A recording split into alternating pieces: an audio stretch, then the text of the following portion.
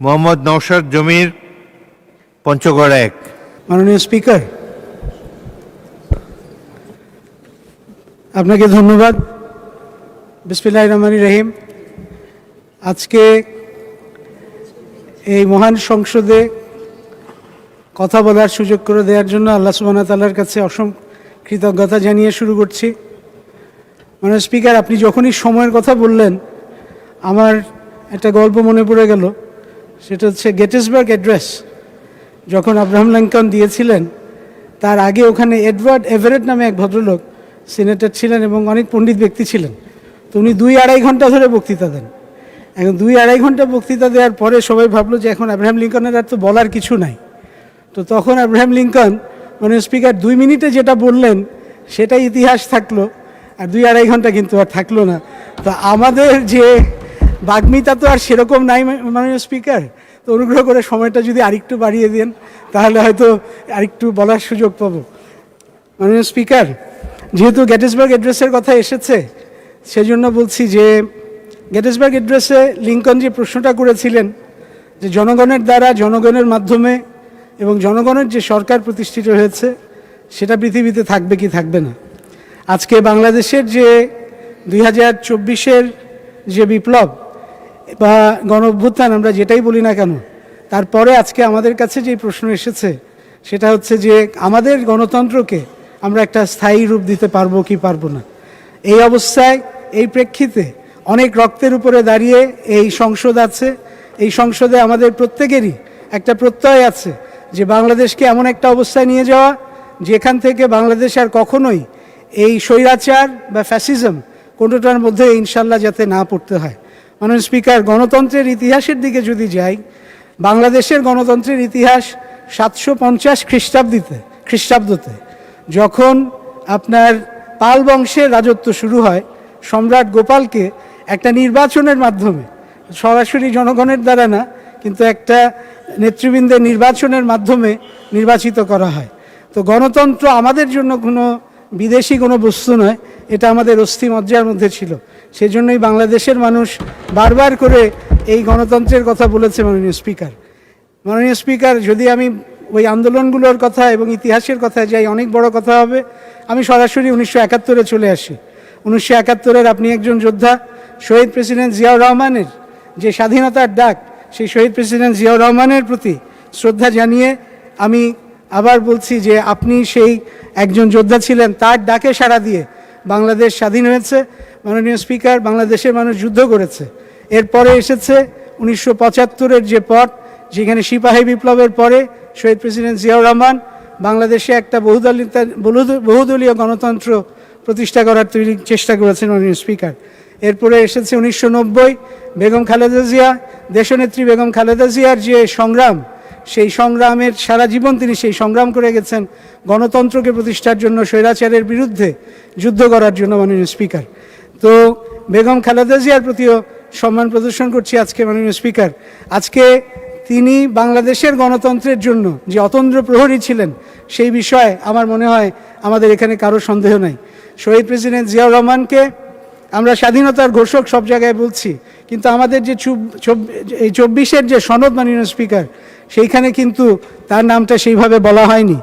এমনকি এই আমাদের 26শে মার্চে আমরা যে কাগজটা পেয়েছিলাম সেখানেও সেই কথাটা বলা হয়নি।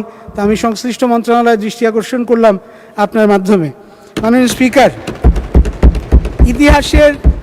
ইতিহাসের সঠিক দিকে থাকাটা খুব গুরুত্বপূর্ণ। কাজেই বিএনপি, বাংলাদেশ জাতীয়তাবাদী দল, সবসময় ইতিহাসের সঠিক দিকে ছিল। 1971 সাল বলেন, 1986 সাল বলেন, 1996 সাল বলেন, সবসময় আমরা ইতিহাসের সঠিক দিকে ছিলাম। এই 2024-এও আমরা ইতিহাসের সঠিক দিকে ছিলাম।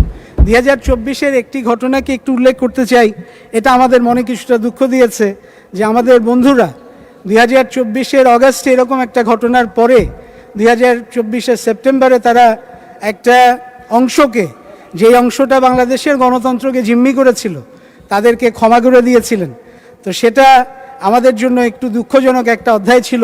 আমি মনে করি আমাদের ইতিহাসের সঠিক দিকে থাকাটা খুব গুরুত্বপূর্ণ ছিল। মাননীয় স্পিকার, আজকে 24-এর যে ঘটনাটা, এই আমাদের যে গণ অভ্যুত্থান বা বিপ্লব, সেটার যে দাবিগুলো আছে, এই দাবিগুলোর সবচেয়ে উল্লেখযোগ্য হচ্ছে যে যারা এই ঘটনাটা ঘটিয়েছে তাদের বিচার করতে হবে, এবং সেটার জন্য আমাদের প্রক্রিয়া চলছে। আমাদের যেই বাহিনীগুলো যারা এইভাবে একটা সরকারকে অবৈধভাবে টিকিয়ে রেখেছিল, তাদের সংস্কার আমাদের অত্যন্ত প্রয়োজন মাননীয় স্পিকার। এবং সেই ব্যাপারে আমি মনে করি আমাদের এই সংসদের অবশ্যই একটা দায়িত্ব আছে যে বাংলাদেশের গণতন্ত্র যাতে আর কখনো ব্যাহত না হয় সেই ব্যাপারে আমাদেরকে নিশ্চিত করতে হবে। এটা কেবল একটা নির্বাচনের কথা নয় মাননীয় স্পিকার, নির্বাচন হচ্ছে গণতন্ত্রের প্রথম ধাপ, কিন্তু এই ধাপগুলোকে আমাদেরকে সামনের দিকে নিয়ে যেতে হলে এই সংস্কারগুলো বা এই পরিবর্তনগুলো আমাদেরকে সাংবিধানিকভাবে অবশ্যই করতে হবে। মাননীয় স্পিকার, আজকের প্রধানমন্ত্রী এখানে তিনি উপস্থিত নেই, তিনি উপস্থিত থাকলে কিন্তু সংসদটা আরও বেশি প্রাণবন্ত থাকে, এবং তার অনুপস্থিতি কিন্তু আমরা খুব বুঝতে পারি। মানে স্পিকার, সময় শেষ হয়ে যাচ্ছে, আরেকটু সময় কি? আরো 3 মিনিট বলুন। 3। স্পিকার, আচ্ছা আবার মাননীয় স্পিকার, তো আমি আসলে মাননীয় প্রধানমন্ত্রী আজকে বাংলাদেশকে একটা আধুনিকতার দিকে নিয়ে যাচ্ছেন, একটা আধুনিক রাষ্ট্র তিনি তৈরি করার চেষ্টা করছেন। তাকে আমি ধন্যবাদ জানাচ্ছি যে তিনি আমাকে 2018 সালে মনোনয়ন দিয়েছিলেন, এই 2024 সালেও মনোনয়ন দিয়েছেন, যার জন্য আমি আজকে এখানে এসে আপনাদের সামনে কথা বলতে পারছি। তিনি যে আধুনিক বাংলাদেশ তৈরি করতে যাচ্ছেন সেটা বোঝা যায় মাননীয় স্পিকার। আমরা কিছু হাসপাতাল নিয়ে কথা বললাম, তিনি একটা পিপিপির মাধ্যমে আমাদেরকে উৎসাহিত করলেন যে আপনারা পিপিপির মাধ্যমে কিছু করা যায় কিনা দেখুন। এই আধুনিক চিন্তাভাবনা ইনশাআল্লাহ বাংলাদেশকে আরও অনেক সামনের দিকে নিয়ে যাবে মাননীয় স্পিকার। আমরা একটা কথা সবসময় বলতাম যে বাংলাদেশ কবে সিঙ্গাপুরের মতন হবে। তো মাননীয় স্পিকার, আমি বলতে চাই আমাদের লক্ষ্য যেটা হওয়া উচিত, বাংলাদেশ সিঙ্গাপুরের মতন নয়, বাংলাদেশ যাতে উদাহরণ হয় সারা পৃথিবীর জন্য, সেইভাবে যাতে আমরা ইনশাআল্লাহ এগিয়ে যেতে পারি। এবং আমি বিশ্বাস করি আজকে আমাদের যে আধুনিকতার প্রবক্তা আমাদের মাননীয় প্রধানমন্ত্রী যেই বীজটা বপন করছেন, ইনশাআল্লাহ আমরা হয়তো আমাদের এই জীবদ্দশায় আমরা হয়তো দেখব কিনা জানি না, কিন্তু আমরা যদি আমাদের গণতান্ত্রিক ধারাটাকে অব্যাহত রাখতে পারি, ইনশাআল্লাহ বাংলাদেশ সারা পৃথিবীর জন্য একটা উদাহরণ হবে, এটা আমি বিশ্বাস করি। বাংলাদেশের যে প্রধানমন্ত্রী তিনি একটা কথা বলেছেন যে তিনি 2 বারের বেশি প্রধানমন্ত্রী থাকতে চান না। আমি আপনার মাধ্যমে একটা প্রস্তাবনা রাখতে চাই মাননীয় স্পিকার। আমার মতে, এটা আমার ব্যক্তিগত অভিমত, আমার দলের এটা কিছু বলেননি আমাকে, সেটা হচ্ছে যে কোনো এমপিরও 2, 3 বা 4 বারের বেশি থাকা উচিত না। এটার কারণটা হচ্ছে মাননীয় স্পিকার, আমরা একটা 20 কোটি লোকের দেশ, এই 20 কোটি লোকের দেশে নেতৃত্বের অভাব হবে না। কাজেই আমাদেরকে আমাদের পরবর্তী প্রজন্মের জন্য জায়গাগুলো ছেড়ে দিতে হবে। এবং যেহেতু আমরা অনেক মানুষের দেশ, আমাদের একটা ডিসিপ্লিন বা নিয়মানুবর্তিক একটা সরকার, একটা জনগোষ্ঠী দরকার, এবং সেই জন্য আমাদের কম্পালসারি মিলিটারি ট্রেনিং এটা যদি থাকে, এটা আমাদের মাননীয় প্রধানমন্ত্রী এক সময় বলেছিলেন। কাজেই সেরকম যদি কিছু আমরা করতে পারি, ইনশাআল্লাহ বাংলাদেশ সামনের দিকে এগিয়ে যাবে। মাননীয় স্পিকার, আর 1 মিনিট একটু বাড়িয়ে চাচ্ছি, 1 মিনিট একটু বাড়িয়ে চাচ্ছি মাননীয় স্পিকার। বলুন মাননীয় সদস্য। এখানে জেন জির প্রতি একটা কথা বলতে চাই মাননীয় স্পিকার। জেন জি আমাদেরকে এই 24-এর পুরোভাগে তারা ছিল, যেই সংগ্রাম আমরা 15-16 বছর ধরে করেছি, সেই সংগ্রামকে তারা একটা অগ্ন্যুৎপাত ঘটিয়েছে। কাজে তাদের প্রতি আমাদের শ্রদ্ধা এবং ভালোবাসা দুটাই একই সঙ্গে আছে।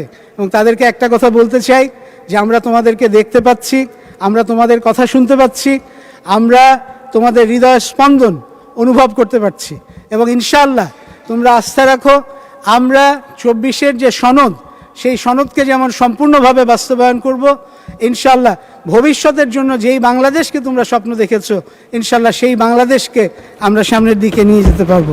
মাননীয় স্পিকার, বাংলাদেশের জন্য একটা নতুন সোশ্যাল কন্ট্রাক্ট বা সামাজিক চুক্তি দরকার, সেদিকেই ইনশাআল্লাহ বাংলাদেশ এগিয়ে যাচ্ছে। আজকে এই কনস্টিটিউশন বা সংবিধানটা হচ্ছে একটা লিভিং ডকুমেন্ট বা একটা জীবন্ত একটা দলিল। কাজেই এই লিভিং ডকুমেন্টের মাধ্যমে ইনশাআল্লাহ আমরা সামনের দিকে এগিয়ে যাব। মাননীয় স্পিকার, সর্বশেষে আমি এই কথাটা বলে শেষ করতে চাই যে আর 1 মিনিট কি দেওয়া যাবে? মানে আর 1 মিনিট, মানে স্পিকার দুঃখিত, আর 1 মিনিট নিয়ে নিচ্ছি। বলুন, মানে শেষ স্পিকার, করুন। আর একটা কথা, যে সংবিধানের ব্যাপারে আমার একটা ব্যক্তিগত একটা কথা একটু বলতে হচ্ছে। এই জন্য আমি ছাত্র অবস্থা থেকে এটা বলেছি, এটা নতুন কিছু না। সেটা হচ্ছে বাংলাদেশের সংবিধানটা বাংলাদেশের মানুষ দ্বারা রচিত হওয়া দরকার, এবং এই কথাটা আমি ছাত্র অবস্থা থেকে বলেছি।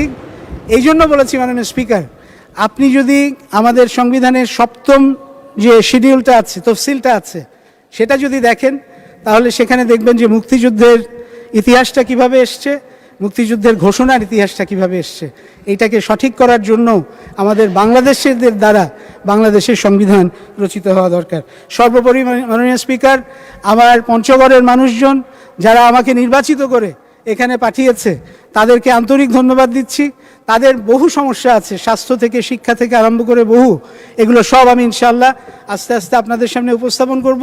এবং সর্বশেষে আমার শ্রদ্ধেয় পিতা এবং মাতা, যারা they have never failed to remind me that it is Bangladesh I have to serve, এই কথাটা বলে আপনাকে ধন্যবাদ জানিয়ে বিদায় নিচ্ছি মাননীয় স্পিকার।